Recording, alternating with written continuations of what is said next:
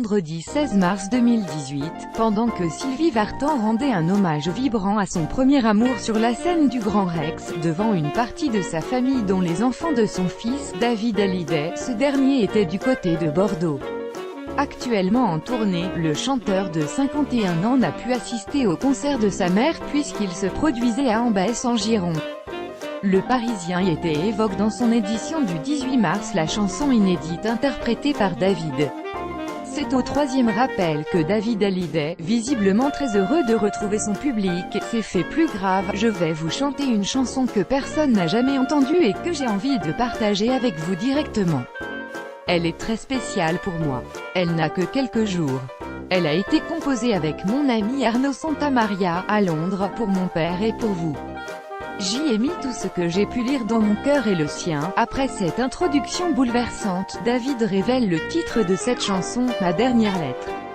Moi, je ne t'oublierai pas selon Le Parisien. Une photographie de Johnny Hallyday apparaît alors sur scène et David chante en refrain, ce que j'ai jamais dit, c'est juste un dernier cri, avant le paradis, comme lors du premier spectacle de sa tournée. David Hallyday a également repris 2 chansons de son père, J'ai oublié de vivre et 100%, extrait de l'album éponyme que David avait composé pour Johnny en 1999.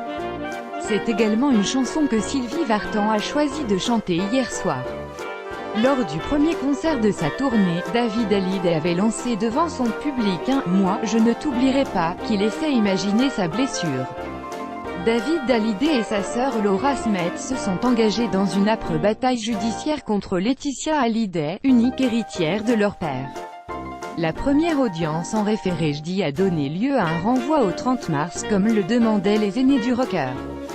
Mais un document signé en novembre 2017, révélé par BFM TV et attestant que 10 nouvelles chansons de leur père étaient prêtes à être commercialisées, pourrait ne pas jouer en leur faveur.